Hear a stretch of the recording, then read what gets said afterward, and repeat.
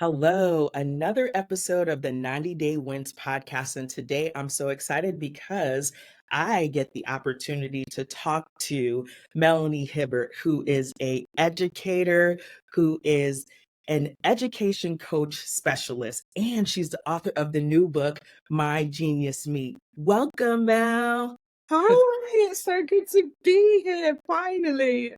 Yeah. Lovely. So I am so excited for you to talk with us today. We met like, what was it, maybe like over 2, 3 years now in Jamaica. Yeah, yeah. And I remember you were telling me about all the things you desired to do, and to now know that you have done some amazing things on your journey. I am excited for you to share. So, first off, talk to us about what you do, and then I'll go into further detail as an education coach specialist. So, tell us. Okay. So I've been teaching in primary schools and secondary schools, special schools with autism and SEMH diagnosis and different types of all different types of diagnosis of children on the Okay. autistic spectrum, as well as in mainstream school, your neurodiverse and your neurotypical children. I've worked with all of them over the last 23 years. Oh my gosh, I'm dating myself. But over the last 23 years, I've been working in education. And Yes. my focus in education, working with children, has been about empowering them to be the best versions of themselves. And so what I noticed was that was a key thing that is missing from all of our children as they go through schools. There's this lack of self-belief in themselves and what Yeah. it is that they can do, and also that kind of belief is kind of fed into as Mm. well. Other people feed into that belief, and it's like sometimes I don't even think the awareness is there of the fact that other adults, teachers, staff, parents, families feed into this negative outlook on life, this negative outlook on their own self-belief kind of thing. So that has always been something that has inspired me to want to take on and change and alter. So along with my own personal growth, I had to take that on as I started as I started teaching, and the stresses and strains of actually working in schools. That it's really, really overwhelming. And so Yeah. I started the process of self-development, understanding what I needed to basically to be again the best version of myself and to survive in this industry. And whilst doing that, I was like, oh my gosh, if I knew these things when I was a child, when I was in school, when I was sat behind the desk like they are now, how different my life would be. And that really inspired me even more to just say, yeah, I need to be teaching these principles, these things, these way of looking at things, these ways of understanding the world to children from now. And so that's what's kind of like just kept me focused on what it is that I need to do and why I want to do it. I Yeah. love that. So, I love that you used awareness because I find myself learning so much more. We hear so much more in the news about autism and the spectrum. And so, how do you even have a conversation with someone that, they just know they are trying to understand their child and they are not educated? So, how do you help parents get some awareness and just to be able to do some of those things you said to help empower their children? So, as you said, everything begins with awareness, begins with an understanding, beginning with that open mind to say, I wonder if I Mhm. can do something different. I wonder if I can look at this in a different way. I wonder if I can understand or overstand this in a different way. And that's the first Mm. thing, because often we get presented with challenges and presented it in a certain way.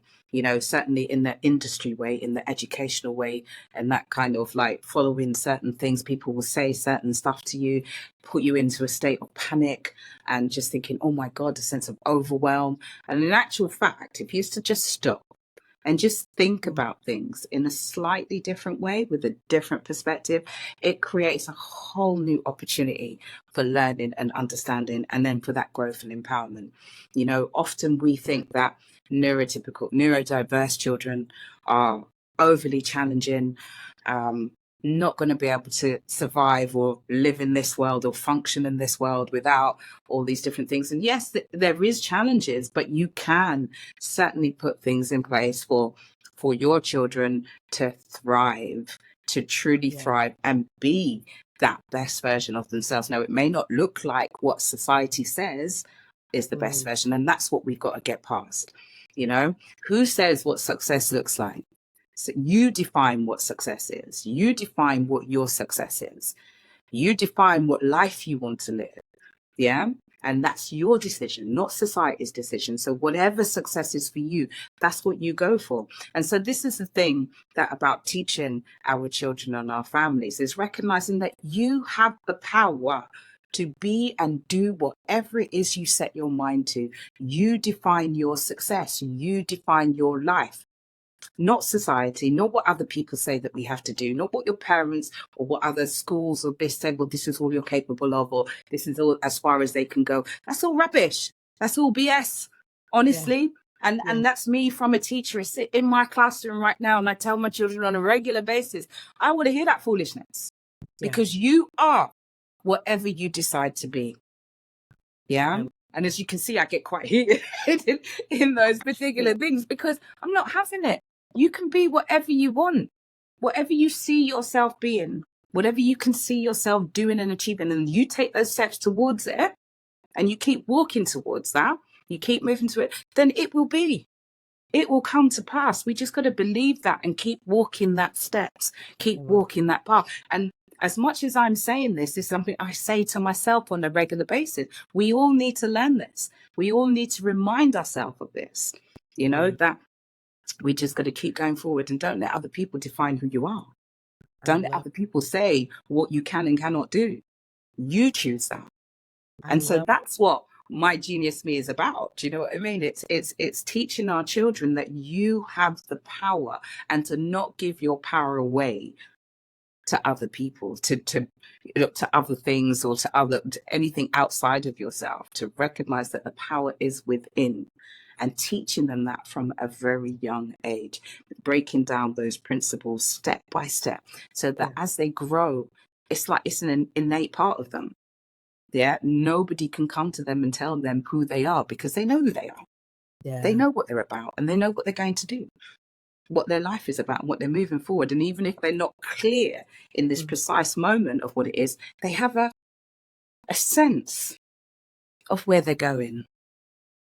So not easily swayed, not led down strange paths and things, because they're grounded and rooted in themselves, their own power, their own belief, and have the freedom to choose the kind of life that they want to live.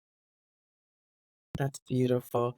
And I love when you say rubbish because that is so true. We allow ourselves to believe things that aren't true, and we take on negative things that aren't even true to who we are. Yeah. And that negative thoughts and mindsets is rubbish. Yeah. It is. And so I love when you use that because it is so clear to me that we can get caught up in all these things that truly will get us off of the track of us believing in ourselves and knowing that we can do it. So you just talked a little bit about My Genius Me. So tell me how that came about for you. And you have to tell me about the, I mean, do you have it close to you? Yes, please. I love the artwork on this. It's so beautiful. So tell us about it. Tell us about it. Right. So my genius me, it's Malachi and Malika's extraordinary quest, unlocking the secrets of success. And so what I would do is I'm just going to read the blurb to you so you get an essence of what the book is about, and then I'll tell you how it came about. Yeah. Really? All right, so this says, join Malachi and Malika on an extraordinary venture as they uncover the secrets of success. In this captivating tale, these two young explorers embark on a quest to discover the timeless principles that can transform their lives and help them achieve their wildest dreams. Guided by the guardian of knowledge, they delve into the world of Think and Grow Rich, a treasure trove of wisdom that has inspired countless individuals to reach for greatness. With each principle they uncover, Malachi and Malika gain invaluable insights into the power of imagination, decision making, persistence, and the importance of a supportive mastermind. My Genius Me offers young readers a roadmap to achieving their dreams. This engaging book not only teaches children the principles of success, but also instills in them the belief that they have the power to shape their own destiny. Prepared to be inspired as Malachi and Malika's journey unfolds, revealing the secrets that can unlock a world of possibilities, harness the power of their minds, and unleash their full potential. My Genius Me is a must read for our children, sowing the seeds of success, manifesting their dreams into reality, and transforming a generation. Ah, So that's what this book is about. And as you heard, it is based on the principles that is taught by Napoleon Hill from Think and Grow Rich. yes. And I know for a fact that you have read that book. You know that book Whoa. inside and out, okay? Now, what was interesting is that in 2012, I wrote a book called Empowering Children to Discover Their Genius. Yeah. And that was my first book that I wrote when I was like, oh man, I need to do this work and I need to empower these kids. And I did a 6-step program from that. And as I was doing that and going through it, it's like in the upscale, I started to read Think and Grow Rich. I hadn't read it at that time. Okay. Yeah. And I started to read Think and Grow Rich and look at it. And then when I looked back at the book that I wrote, I discovered that I had used those principles that was in Think and Grow Rich anyway. Wow. You know, it talked about having a dream. It talked about knowing what it is that you want, setting that goals, because that's what was in my Empowering Children one. You know, it's like having a goal, knowing what it is, working out the steps to get there, you know, keeping it at the forefront of your mind, being persistent in going for it, and then evaluating, looking back, making sure you're making those adjustments.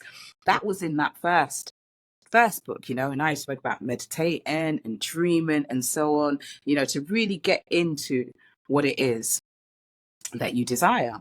Yeah. And then as I started reading Think and Grow Rich, I was like, oh my gosh, but I'm using that. This is it. But those are the principles. It's like that's some of the key principles that I've already spoken about, and I had no idea in that. So that was back like in 2012 and 2013, and I was like, I need to look at this further and I need to go deeper.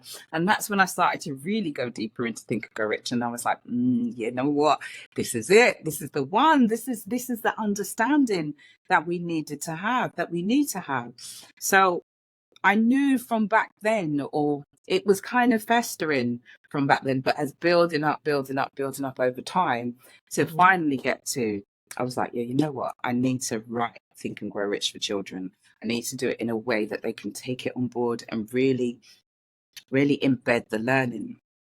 So with this one, each principle is covered in one chapter, but after each chapter, there is a reflection page for you. So for you to read and to kind of like take on board, think about what you've just understood. And then it's followed with some activities for you to then embed that learning of that principle of that in that chapter for yourself. So it's not just a storybook, it's a workbook.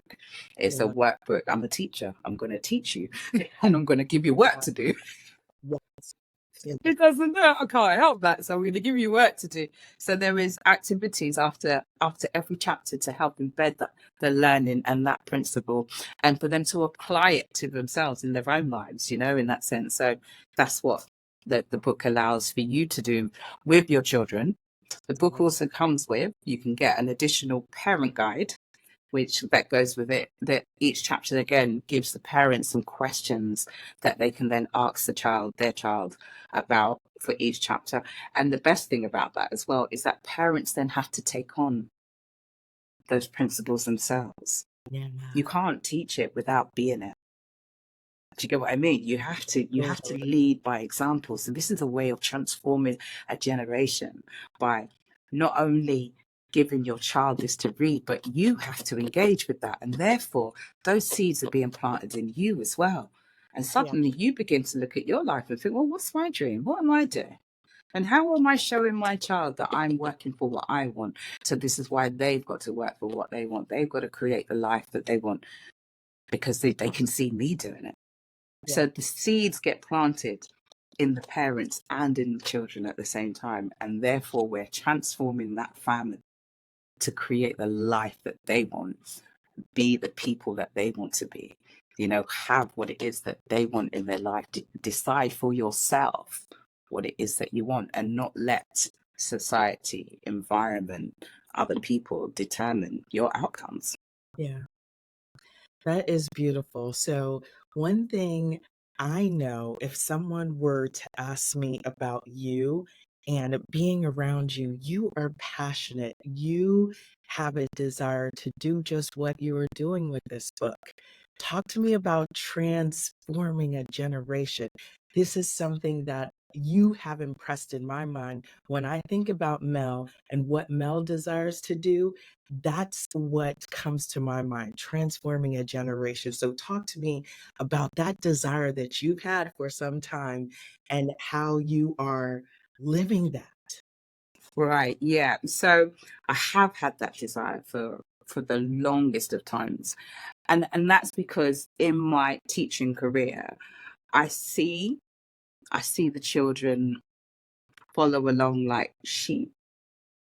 Yeah, like sheep, like not thinking for themselves, Yeah. letting certain things determine who they are, letting environments determine who they are, letting, say, the color of their skin and where they happen to live determine, wow, you're going to be this particular person, you're going to be a next little ghetto you're going to end up in prison, you're going to do this and that, and all negativity.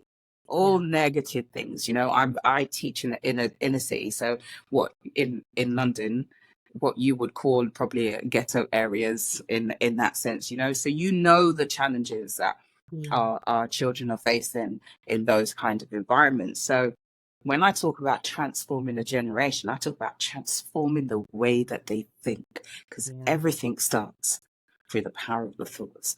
So transforming the way that they think, and when you can change the way that they think about themselves, their abilities, their lives, their environments, when you change that, when they see the world differently, Yeah. that's when you get that transformation. And when the parents also see the world differently, because now they're feeding into their children Yeah. in a way that keeps them open to the possibilities that the world can give them, to what life can create.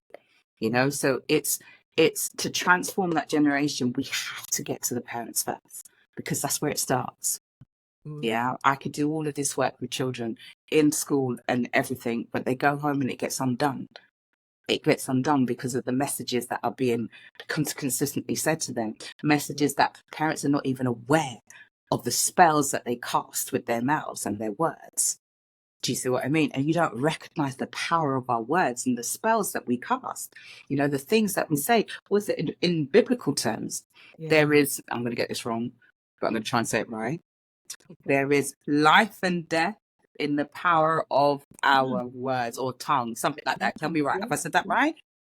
Yeah. Yeah. Yeah. The power of So, the tongue, your way of speaking. Yeah, that's it's truth. It's yeah, it's true. It's true. So the things that we say, the things that we hear, impacts who we are, what we think we can do. So this is why it's important to get to parents, for parents to understand that the things that they say, the things that they do, passes on to their children. That vibration, that frequency, they pick it up. So if we want to transform that generation, it starts with us as parents. The seeds have to be sown in us first, to recognize the power that we have with the words that we use. yeah. When I used to think about certain things, and these principles that I'm talking about and stuff, we've heard them over time in so many different ways. Like, how many people have grown up with that phrase that says, show me your friends and I'll tell you who you are? Hmm. Yeah. Do you get what I Yeah. mean? And that Yeah. means mastermind. Who is in your mastermind? Who is influencing you? Yeah. Who are the people that is around you? That's a principle that's in the book, you Yeah. know, about your friends, your alliance, your mastermind. You know, who is it that is feeding into your conscious every single day? That's what we need to look at, Yeah. you know? And these are some of the things. So a lot of the principles that are in that we have heard in different ways, in different cultures, and different things fed to us in many different ways. But it's not Mhm. until we put it all together and we see how it all interlinks that we go, oh, that's where that is. Yeah. That's what that's coming from. So I want children to have that aha moment as children, to Yeah. grow with that aha moment. So they embed it in their lives. So when they're in their 20s and in their 30s, they're just creating this fantastic world that we want our grandchildren now to live in. Do you know what I mean? We want that better world. That's what we want. So yeah, that's my passion and that's my desire to like really, really have that transformation in with for our children, for our families, and to see that just in my lifetime, to see that Yeah. occurring would Yeah. be absolutely amazing. And I do see it. I see it because we are waking up to the power that is within us, and so many of us now are owning, taking back our power and owning the fact that it's down to us. Yeah. The way we look at the world is what's reflected back to us. And so it's down to us. Many people are owning that now and teaching that to their children. So what are you going to do? How are we going to do it? So, yeah. Love that. So tell me how the parents have responded to this book that you have made for them and their children. Tell me about some of the feedback you've been getting I from have been getting some amazing feedback. One particular feedback that's just kind of made me laugh in my head right now. It said, people. do you ever buy one of those presents that you've given to your child and you're fighting with them? You don't want to give it to them because it's so powerful. It's Yeah. so thing. So I had that. It's like I'm reading. I bought it for my child, but I'm reading this book, and it's like there's a little tug of war going on with the book, and I thought, oh, that is awesome. I like when I hear that it's not only opening up their child's mind, but it's opening Yeah. up their mind as well, and that's what I'm getting. Lots of that feedback. It's like, wow, I'd never looked at it this way, or I'd never thought of it this way. Oh, you've made this so simple that I didn't even recognize that. Do you see what I mean? And stuff. So it's definitely waking up people in their families and with the children alongside those that have had, they took advantage and got hold of the pre-orders and the pre-launch, because at the moment, but our official launch is on the 12th of February, so in 5 days is when I do my official book launch. Yeah. But there was been like a pre-launch offer where you could get the book, you could get the parent guide, which I've spoke about. There is also the teacher's guide, Yes. which allows teachers to then take that book and embed it into their classroom. It shows them how they can break it down, teach it chapter by chapter, to take ownership of it as well.